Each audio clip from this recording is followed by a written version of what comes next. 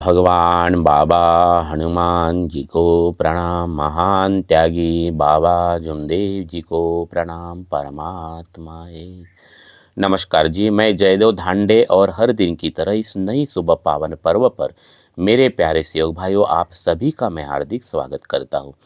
आइए, हर दिन की तरह आज हम एक नए विषय के ऊपर चर्चा करने जा रहे हैं। एक अद्भुत विषय और एक अद्भुत आत्म अनुभव, प्रैक्टिकल अनुभव जो बाबा जुमदेव जी अपने मार्गदर्शन में बताया करते थे कि बाबा के आदेश का पालन कितना महत्वपूर्ण है। इस मार्ग की जो जागृत कृपा है, यह अपार दैवी शक्ति, ये जागृत कृपा है, तुरंत करंट है। वो पल भर में अच्छी बना देती है, तो पल भर में वो दर्द भी देती है। तो दर्द और आनंद के इस प्रैक्टिकल अनुभव को आज हम चर्चा करेंगे। और ये जो प्रैक्टिकल अनुभव है, सौराष्ट्र दौरे के ऊपर घटित दो घटनाएं, अद्भुत प्रैक्टिकल अनुभव बाबा जुमदेव जी जो अपने मार्गदर्शन में हमें बताते हैं कि नियम को तोड़ना, बाबा के आदेश का उल्लंघन करना, है ना, सच्चाई को छुपाना, सच्चा का छुपाना, किस प्रकार से हम दैवी शक्ति से दूर हो सकते हैं। पल भर में बाबा जुमदेव जी हमें बताते हैं कि पल भर में हम भगवान से कैसे दूर हो सकते हैं।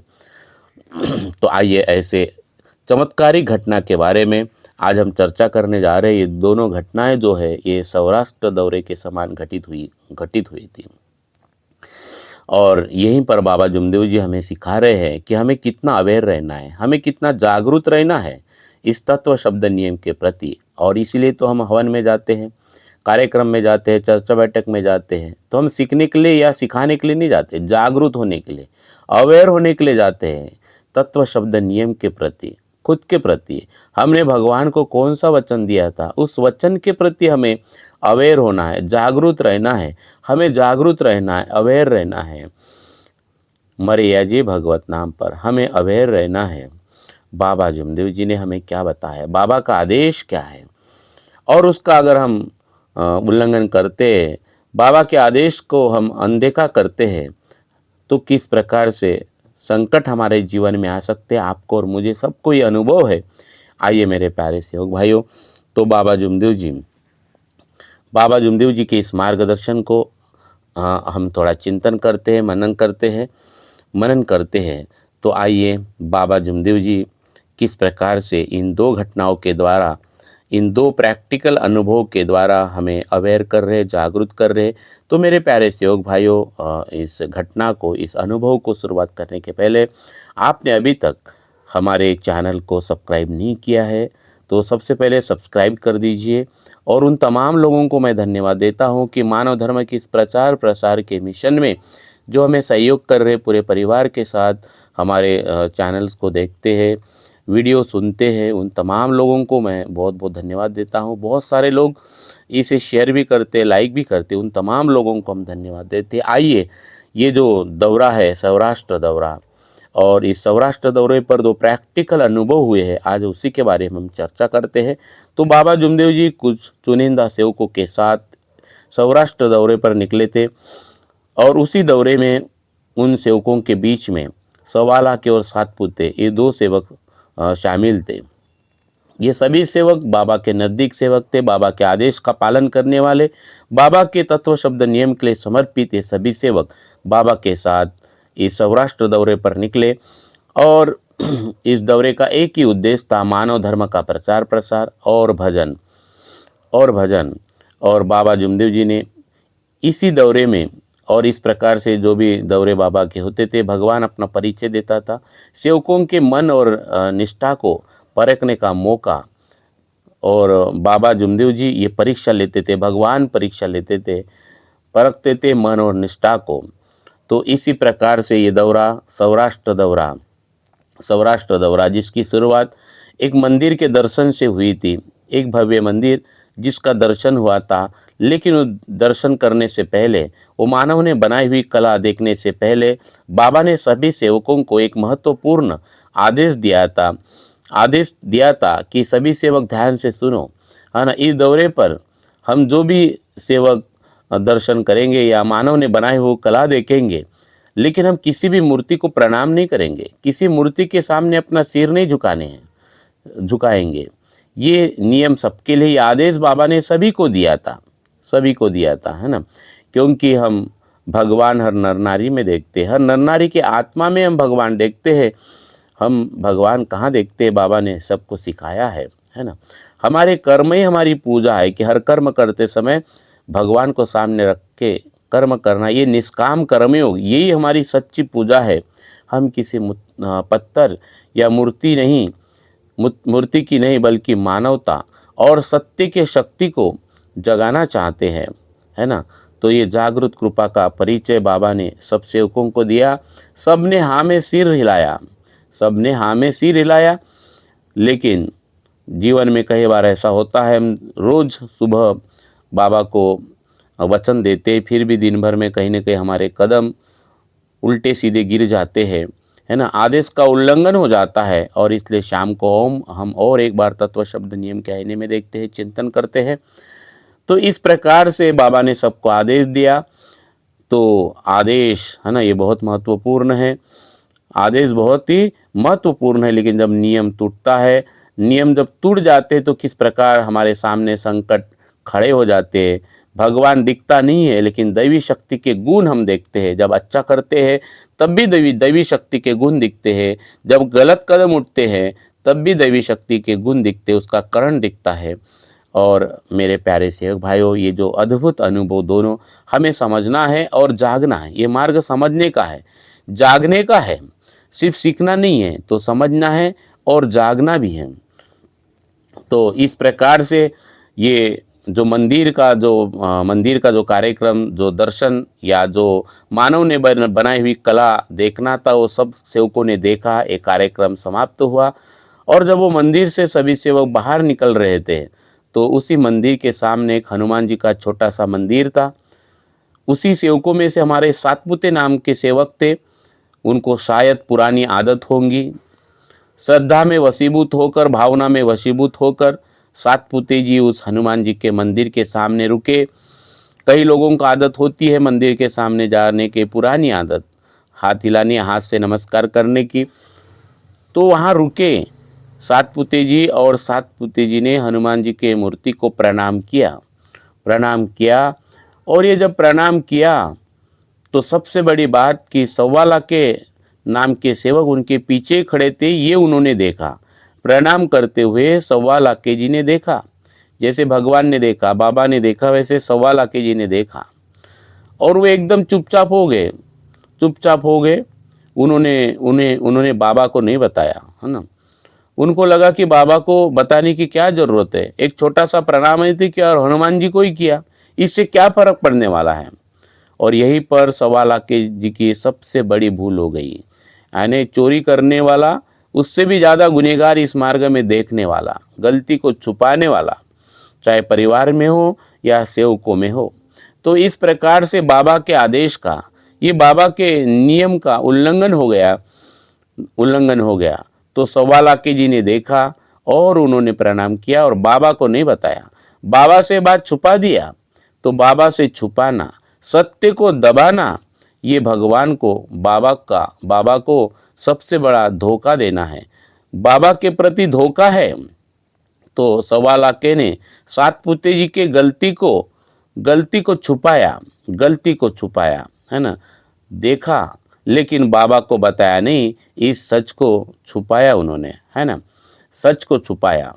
तो बाबा जुमदेव जी ने जिस शक्ति का हमें परिचय किया, वो अपार जागृत कृपा, वो जागृत है, 24 घंटे जागृत रहती है। ये घटना बाबा की नज़र से छिप नहीं सकती। बाबा 24 घंटे में देख रहे हैं, आज भी देख रहे हैं। बस अभी उस घटना का प्रायश्चित करना बाकी था।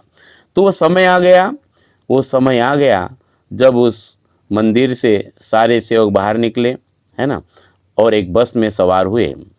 उस बस में सवार हुए, सातपुते जी पीछे की सीट पर बैठे थे और 1.25 लाख के जी सातपुते जी से लगभग 3 सीट आगे बैठे थे।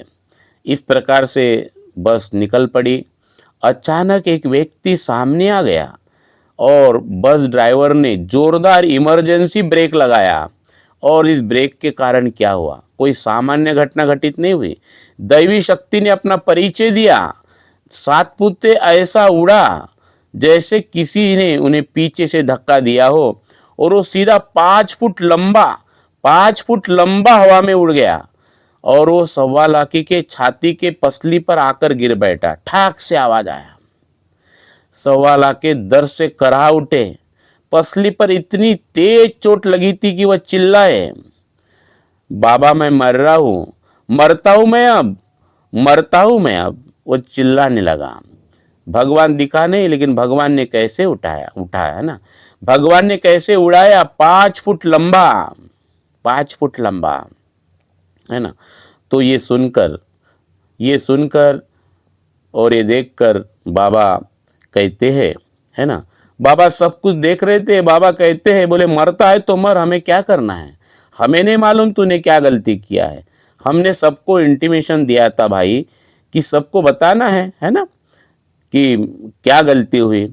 अब तुमने बात छुपा दी तो हम क्या कर सकते, हमें नहीं मालूम बोले आपने क्या गलती की, तो डॉक्टर के पास जाओ बोले और इलाज कराओ, हमें नहीं मालूम क्या हुआ तुम्हें, है ना।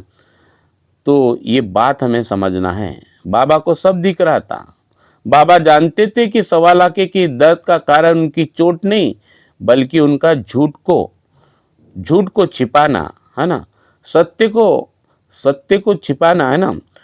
तो इस प्रकार से उनका जो झूठ है, वो झूठ भगवान ने किस प्रकार से सामने लाया। तो जब तक सवा लाखे जी ने अपने गलती को स्वीकार नहीं किया, तब तक कोई इलाज काम करने वाला नहीं था, यह बाबा को मालूम था।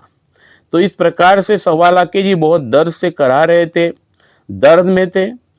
उन्हें हॉस्पिटल में लेके गए और उनकी सेवा में मोहाड़ी के पास दहेगांव है, भंडारा डिस्ट्रिक्ट में, दहेगांव के ठौकर गुरुजी उनकी सेवा में लगे रहे। लेकिन दर्द कम नहीं हो रहा था। बाबा ने साफ कह दिया था, हम तो चले भजन को बोले, हम काय को परवाह करें, है ना। और इस प्रकार से बाबा कुछ सेवकों के साथ भजन को निकल गए। उनकी सेवा में ठौकर गुरुजी, दहेगांव के ठौकर गुरुजी उनकी सेवा में लगे रहे। लेकिन अभी तक सवा लाखे जी को समझ में नहीं आ रहा था, उनकी गलती उनके सामने ही नहीं आ रही थी कि उनके साथ ये क्या हो रहा है ना, उनके साथ में क्या हो रहा है। दर्द इतना बढ़ गया कि सवा लाखे को लगा कि अब मैं बच नहीं सकता, है ना।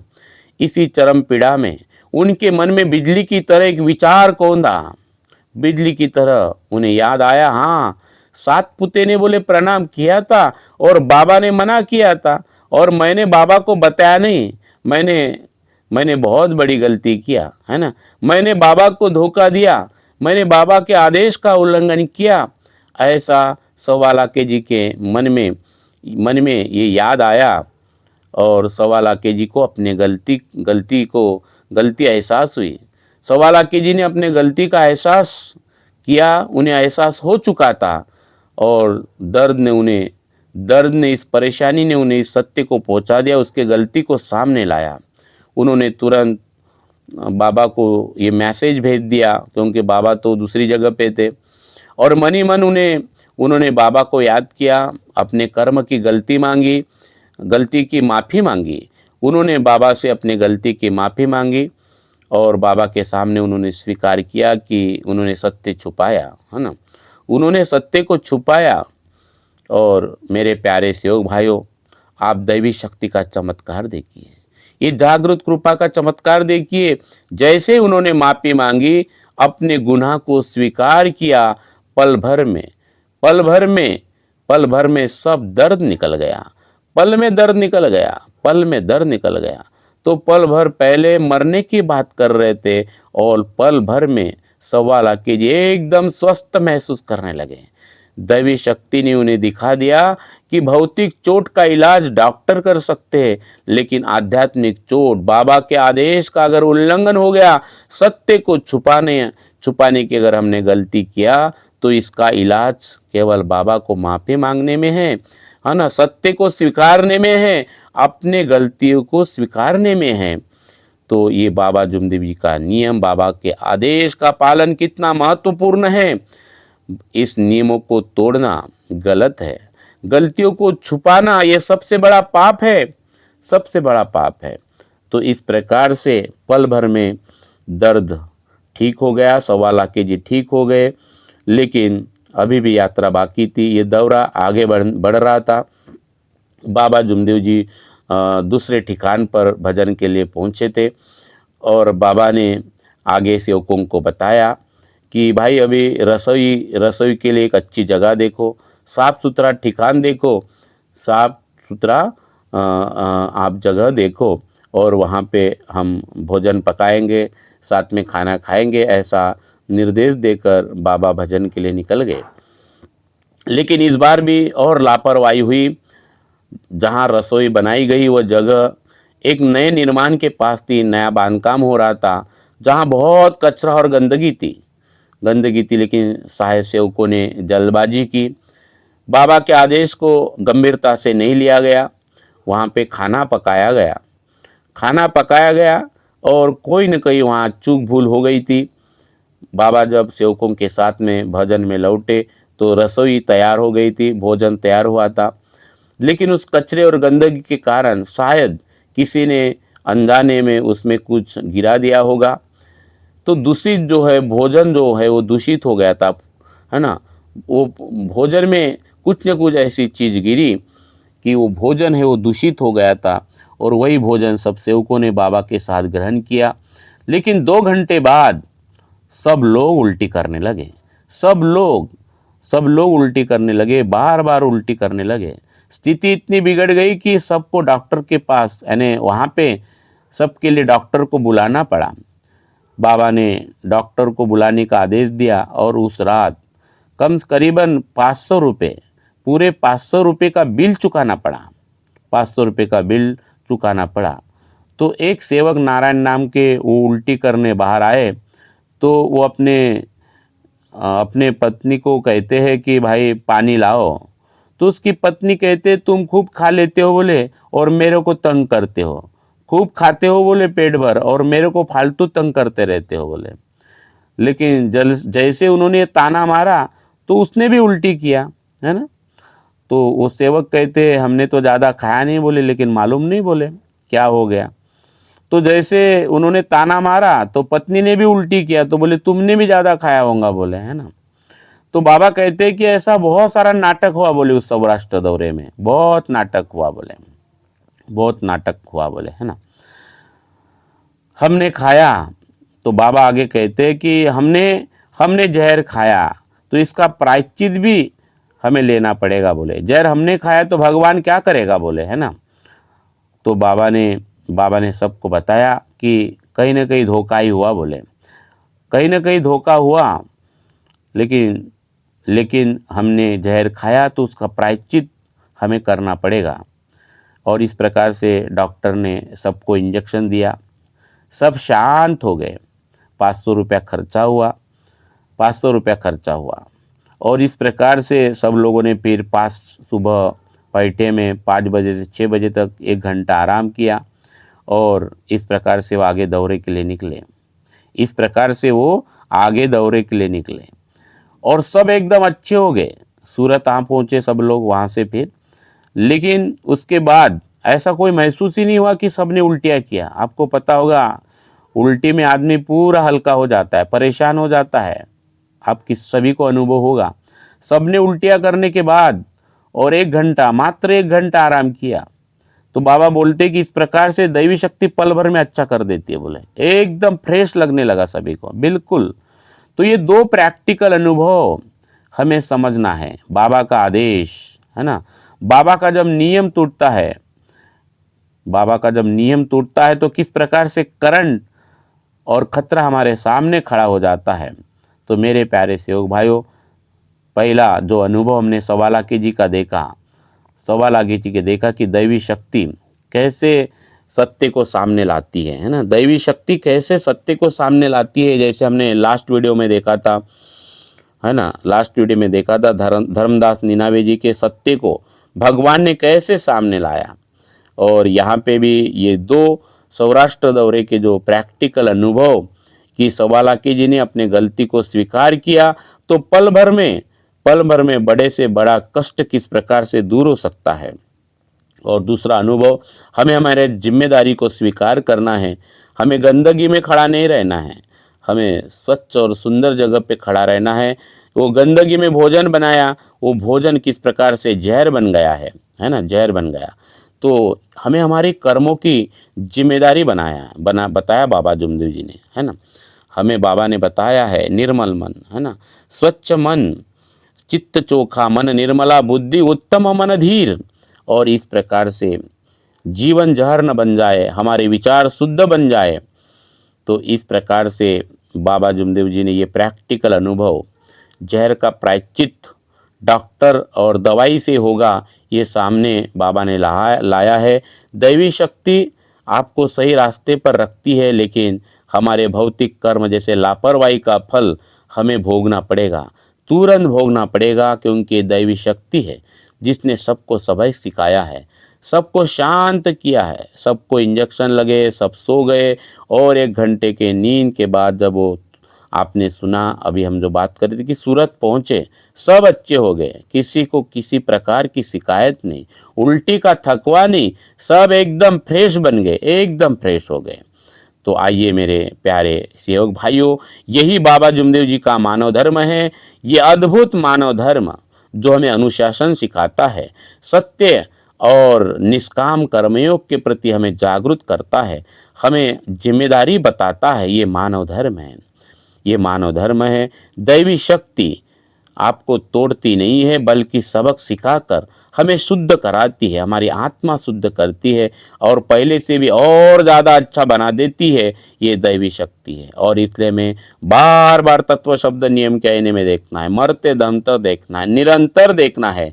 तो आइए मेरे प्यारे सेवक भाइयों, बाबा जुमदेव जी के इस मार्गदर्शन से अगर आपको प्रेरणा मिली हो, तो आपने अभी तक इस हमारे वीडियो को सब्सक्राइब नहीं किए हो, तो सबसे पहले सब्सक्राइब कर लीजिए।